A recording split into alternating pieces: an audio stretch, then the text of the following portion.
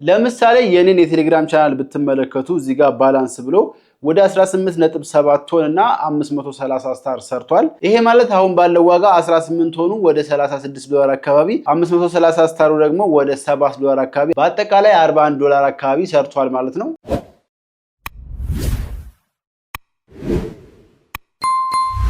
ሰላም የዩቲዩብ ቤተሰቦቼ እንዴት ናችሁ? በዛሬው ቪዲዮ ስለ ቴሌግራም ሞኔታይዜሽን ዝርዝር መረጃ ነግራችኋለሁ። የቪዲዮ መግቢያ ላይ እንዳሳየኋችሁ የቴሌግራም ቻናል ካላችሁ እናንተስ እንዴት አድርጋችሁ ገንዘብ ልትሰሩበት እንደምትችሉ፣ ቻናላችሁ ሞኔታይዝ ለማድረግ ምን ነገሮች ማሟላት እንዳለባችሁ፣ እንዲሁም ቻናል ኖሯችሁና የሞኔታይዜሽን ቅድመ ሁኔታውን አሟልታችሁ ነገር ግን ቻናላችሁ ላይ ማስታወቂያ የማይመጣ ከሆነ ይሄ ለምን እንደሚሆን በዝርዝር ሙሉ መረጃ ነግራችኋለሁ። ስለዚህ ሙሉ መረጃ እንዲኖራችሁ ቪዲዮውን እስከመጨረሻው ማየታችሁ እንዳትረሱ። በነገራችን ላይ ስለዚህ የቴሌግራም ሞኔታይዜሽን ከአንድ ዓመት በፊት ይመስለኛል ቪዲዮ ሰርቼላችሁ ነበረ።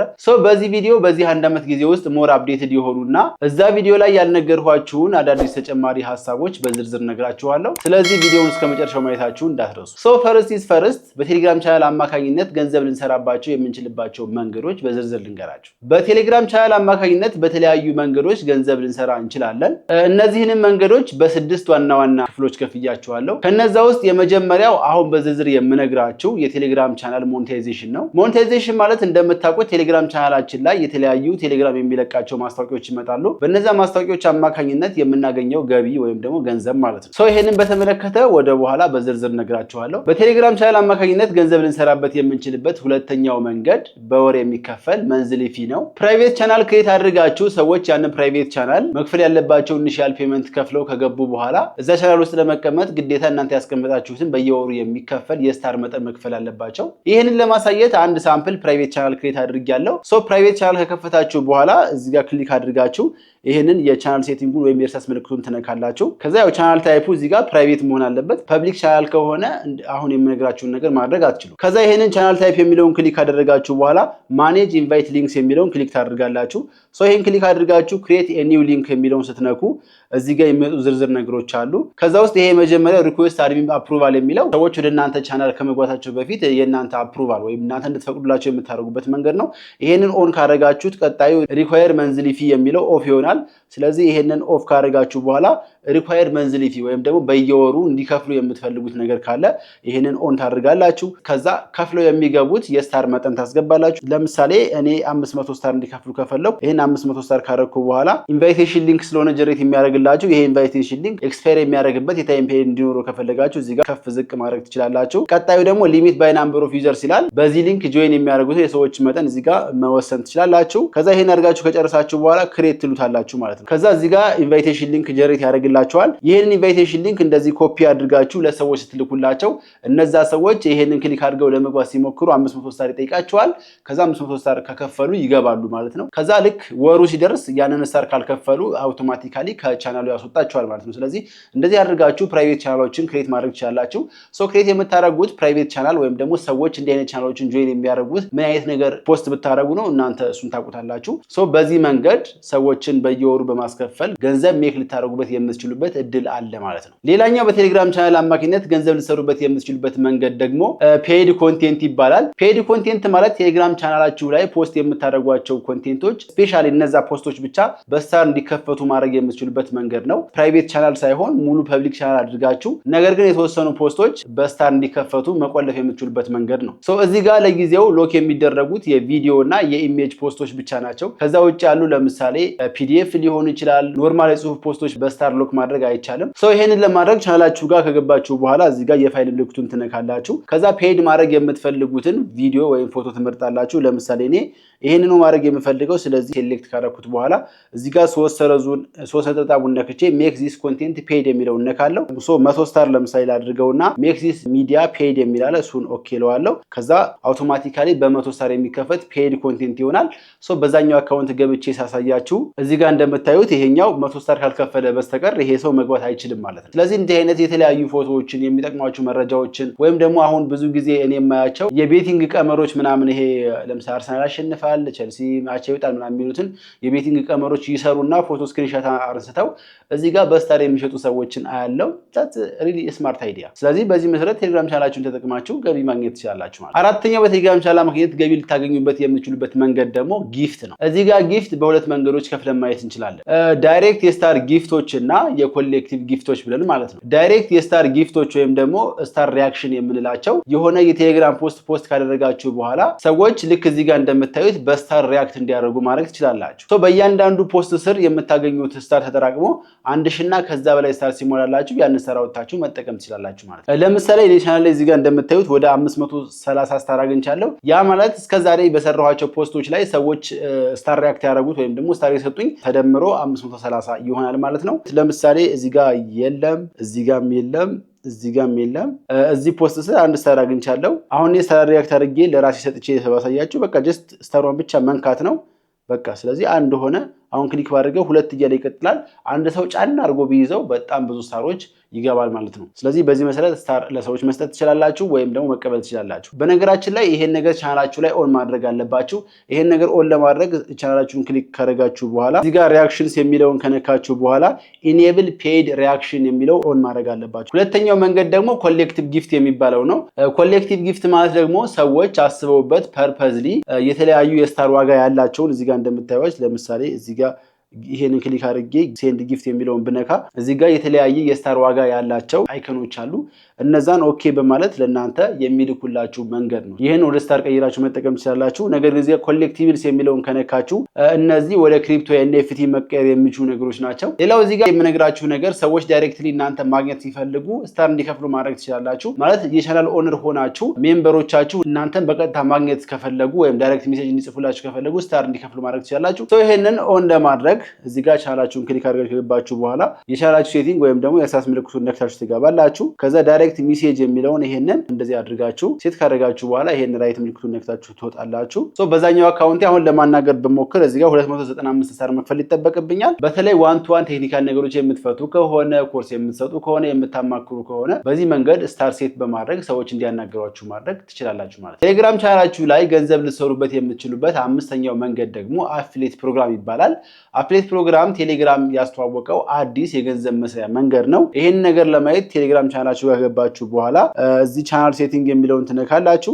ከዛ መጨረሻ ላይ ኒው ብሎ እዚህ ጋር እንደምታዩት አፊሊየት ፕሮግራም የሚል ነገር አለ። ስለዚህ ይሄንን ክሊክ ስታደርጉት አፊሊየት ፕሮግራም ያላቸው የተለያዩ ቦቶች ወይም ደግሞ ቻናሎች እዚህ ጋር ይመጡላችኋል። ለምሳሌ እዚህ ጋር የመጀመሪያው 79.5% ይላል። ይሄ የሚያሳየው የምታገኙትን የኮሚሽን መጠን ነው። ለምሳሌ ይሄ ኮስሞስ የሚለውን 80% ፎር 1 ይር ነው ማለት አፊሊየት ፕሮግራሙ የሚቀጥለው ለ1 ዓመት ነው ማለት ነው። ይሄንን ክሊክ ካደረኩት በኋላ ጆይን ፕሮግራም የሚለውን እዚህ ጋር ክሊክ አደርጋለሁ። ከዛ ይሄ የኔ የራሴ ሊንክ ይሰጠኛል። ስለዚህ ይሄን ኮፒ ሊንክ ብዬ ለቻናል ሜምበሮች ፖስት አደርገዋለሁ።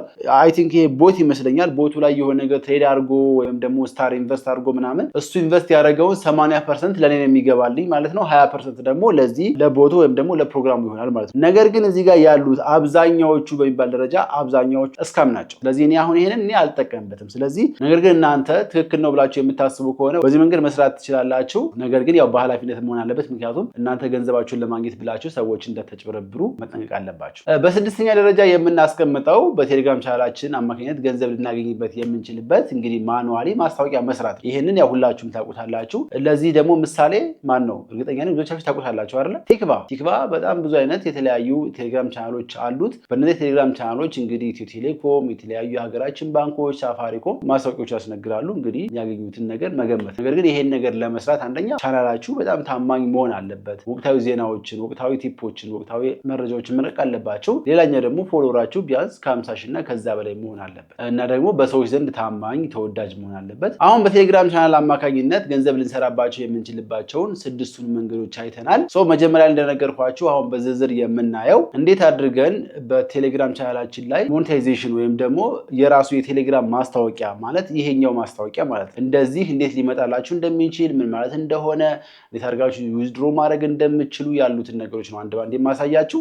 በነገራችን በነገራችን ላይ አሁን በሀገራችን ራሱ እንደዚህ አይነት ማስታወቂያዎችን ቻናሎችን እየመረጡ ማስነገር ተጀምሯል። ብዙ ጊዜ ስታዩዋቸው የሆኑ የክሪፕቶ ቶክኖች ወይም ደግሞ የክሪፕቶች ኤክስቼንጆች ምናምን ነበሩ ከዚህ በፊት ማስታወቂያ የሚመጡ። አሁን ግን የሀገራችን ድርጅቶች የተለያዩ የኦንላይን ስቶሮች ምናምን እንደዚህ አይነት ማስታወቂያዎችን ማስነገር ጀምረዋል። ቻናል ካላችሁ በደንብ ስሩ፣ ገበያው እየመጣ ስለሆነ ያው የማስታወቂያ ገበያው እንደምታውቁት በጣም ክሬዚ ነው። አብዛኛው ሶሻል ሚዲያ ፕላትፎርም የሚሰራው ዩቲዩብን በሉት፣ ጉግል በሉት፣ አማዞን በሉት፣ ሜታ በሉት ኤቭሪ ሶሻል ሚዲያ ፕላትፎርም ገንዘብ ሜክ የሚያደርገው በአድቨርታይዝመንት ወይም በማስታወቂያ ነው። ስለዚህ አሁን ዛሬ ብዙም አይደለም ወይም ደግሞ ገና እየጀመረ ነው ምናምን ብላችሁ መናቅ የለባችሁም፣ በደንብ መስራት አለባችሁ። ስለዚህ ይሄንን እንዴት እንደሆነ በዝርዝር የኔን ቻናል ቼክ እያደረግን ላሳያችሁ። አሁን የኔን ቻናል ላይ ስትገቡ እንግዲህ ወደ 85600 ሰብስክራይበር አለው። እዚህ ጋር ስታዩት ባላንስ ብሎ ወደ 18.7 ቶን ባላንስ አለው። 532 ደግሞ ስታር አለው ማለት ነው። ስለዚህ አሁን ይሄን ክሊክ አድርጋችሁ ስታዩ የመጀመሪያው አድ ኢምፕሬሽንስ የሚል ነገር አለ። የሚያሳያችሁ ስንት ሰዓት ላይ ብዙ ማስታወቂያዎች እይታ ማግኘታቸውን ነው የሚያሳያችሁ። 3 ሰዓት አካባቢ በጣም ሀይ ነው። እዚህ ጋር 1 ሰዓት አካባቢም በጣም ሀይ ነው ምናምን። የምታገኙትን የአድ ሪዋርድ ደግሞ በዚህ ጋር በግራፍ መልኩ ያሳያችኋል። ያው ይሄን የምታዩት መጀመሪያውንም ባላንስ ካላችሁ ስለሆነ ይሄን ያህል ብዙ እንትን የለውም። እዚህ ጋር እንደምታዩት ሪዋርድ ኦቨርቪው ብሎ 17.71 ወይም $33 አካባቢ አለ። ከዛ 522 ስታር አለ። ሪዋርድ አቬሌብል ፎር ኮሌክሽን ብሎ አሁን እዚህ ጋር ኮሌክት ባረገው ላገኘው የምችለው የስታር እና የቶን መጠን ነው። 17 ቶን አለ። እዚህ ጋር ደግሞ 522 ስታር አለ። በዶላር ደግሞ ተቀምጧል። አሁን ይሄንን ኮሌክት ቪያ ፍራግመንት የሚለውን ነክቼ ያሳያችኋለሁ። በነገራችን ላይ ስታሩ 1000 ካልሞላ ማውጣት አትችሉም። በተመሳሳይ ቶናችሁም 11 ነጥብ ምናምን ካልሞላ ማውጣት አትችሉም። ሌላው እዚህ ጋር በየቀኑ ምን ያክል ቶን እንደገባልኝ ማየት ትችላላችሁ። ለምሳሌ ኖቬምበር 5 ወደ 0.48 ቶን አግኝቻለሁ። ኖቬምበር 4 0.4፣ ኖቬምበር 3 0.5 እያለ ኖቬምበር 2፣ ኖቬምበር 1፣ ኖቬምበር 31፣ ኖቬምበር 30 እያለ በእያንዳንዱ ቀን የገባልኝን ወይም ያገኘሁትን የቶን መጠን እዚህ ጋር ማየት ትችላላችሁ። በነገራችን ላይ አሁን ለምሳሌ ከረንትሊ ያለው የአንድ ቶን የብር ዋጋ ወደ 400 ብር ወይም 420 ብር ቢሆን ቢያንስ በየቀኑ ወደ 200 ብር አካባቢ አገኛለሁ ማለት ነው። እንዴት አድርጋችሁ ዊዝድሮ እንደምታደርጉ ላሳያችሁ። መጀመሪያ fragment.com ላይ ትገቡና እዚህ ጋር አካውንት መክፈት አለባችሁ ወይም ቴሌግራም አካውንታችሁን ኮኔክት ማድረግ ይኖርባችኋል። እዚህ ጋር መታችሁ ኮኔክት ካደረጋችሁ በኋላ ትወጣላችሁ። ከዛ ኮሌክት ቪያ ፍራግመንት የሚለው ይሄን ክሊክ ታደርጋላችሁ። ስቴፕ ቬሪፊኬሽን ጠይቃችኋል። እሱን ካስገባችሁ በኋላ ኦኬ ትሉታላችሁ። ከዛ ወደ ፍራግመንት ያስገባችኋል። ከዛ ፍራግመንት ካስገባችሁ በኋላ የዋሌታችሁን አድሬስ እዚህ ጋር ያመጣላችኋል። የምታወጡት መጠን ደግሞ 17.71 ነው። ስለዚህ ይሄን ኮሌክት ለዋለው፣ ከዛ ኮሌክት ሪዋርድ ለዋለው። ከዛ በኋላ ቀጥታ በፍራግመንት አማካኝነት ወደ ቴሌግራም ዋሌቴ ያስገባልኛል ማለት ነው። አሁን ሪዋርድ ኮሌክትድ ብሎኛል። ስለዚህ 17.72 ቶን ሪሲቭ አድርጌያለሁ ማለት ነው። ስለዚህ ይሄንን ከፈለኩ በፒቲፒ መሸጥ እችላለሁ፣ ካልፈለኩ ቴሌግራም ፕሪሚየም ማድረግ እችላለሁ። ሌላው ደግሞ ወደ ዩኤስዲቲ ወይም ደግሞ ወደ ዶላር መቀየር እችላለሁ ማለት ነው። በዚህ መንገድ ወደ ገንዘብ መቀየር እችላለሁ ማለት ነው። ስለዚህ በቴሌግራም አማካኝነት ይሄን ያክል ቶን ማግኘት የሚቻል ከሆነ መስፈርቱ ምንድነው ወይም ደግሞ ሞኔታይዝ የሚደረግበት መስፈርት ምንድነው ካላችሁ ልክ እንደ ዩቲዩብ እንደ ፌስቡክ ምናምን ውስብስብ አይደለም። አንድና አንድ 1000 ሰብስክራይበር እና ከዛ በላይ ካላችሁ ቴሌግራም ቻናላችሁ ላይ ማስታወቂያ ለመምጣት በቂ ነው ማለት ነው። ነገር ግን ያው አክቲቭ ቻናል መሆን አለበት። አክቲቭ ማለት በየጊዜው ፖስት ብታረጉ፣ ምክንያቱም ማስታወቂያውን የሚያየው ሰው አክቲቭሊ ፖስት ታረጉ ስለሆነ ፖስታችሁን ብሎ ስለሆነ የሚገባው ማስታወቂያው እንዲመጣ የግዴታ ፖስት ማድረግ ይጠበቅባችኋል። ሁለተኛ ደግሞ ፍላግ ያልተደረጉ ቻናሎች መሆን አለባቸው። ፍላግ ማለት ለምሳሌ በኮፒራይት ፍላግ ያልተደረገ መሆን አለበት። ወይም ደግሞ ኤክስፕሊሲት ነገሮች ፖርኖግራፊክ የሆኑ ነገሮችን ፖስት የማታረጉ መሆን አለበት። እንደዚህ ነገሮች ከሆኑ ማስታወቂያዎች እዛ ጋር አይመጡም ማለት ነው። አሁን ብዙ ሰው እርግጠኛ ነኝ ይሄን የምትመለከቱ ሁሉ 1000 ሰብስክራይበር ያለው ቻናል ይኖራችሁ፣ ነገር ግን እያለኝ አልመጣልኝም ትላላችሁ። ስለዚህ ይሄ የሚሆነው ለምን እንደሆነ ልንገራችሁ። በነገራችን ላይ ይሄንን በሁለት መንገድ ማየት እንችላለን። አንደኛ ሙሉ በሙሉ የማይመጣለት ሰው አለ። ሁለተኛ ደግሞ አንዴ ምጥት አንዴ ሂድት የሚልበት ኬዝ አለ። ይሄ ሁሉ የእናንተ ችግር አይደለም። ያ ማለት እናንተ ያላስተካከላችሁት ነገር ኖሮ ወይም ደግሞ ኦን የሚደረግ ምናምን ሴቲንግ ኖሮ አይደለም። በራሱ ጊዜ ራሱ 1000 ሰብስክራይበር ከሞላና ከዛ በኋላ ይመጣላችኋል። ሙሉ በሙሉ የማይመጣው ለምንድን ነው? የቴሌግራም ሞኔታይዜሽን ልክ እንደ ዩቲዩብ አይደለም። ቴሌግራም ላይ እናንተ የቢግ ሀበሻ ቻናል ላይ ማስታወቂያ ፈልጋለሁ ብላችሁ እዛ ጋር ፎርም ሙላት ትችላላችሁ። እንዴት ማድረግ እንደምትችሉ አሁን ኮምፒውተር ላይ ያሳያችኋል። ለምሳሌ እኔ ማስታወቂያ አስነጋሪ ቢሆን ወይም ደግሞ አድራን ማድረግ ብፈልግ እዚህ ጋር fragment.com ላይ ከገባው በኋላ ሎጊን አደርጋለሁ። ከዛ እዚህ ጋር አድስ የሚለውን ክሊክ አደርጋለሁ። ይሄንን ማለት ነው አድቨርታይዘርስ ፎር ስፖንሰርስ እና ፎር ኮንቴንት ክሪኤተርስ የሚል አለ።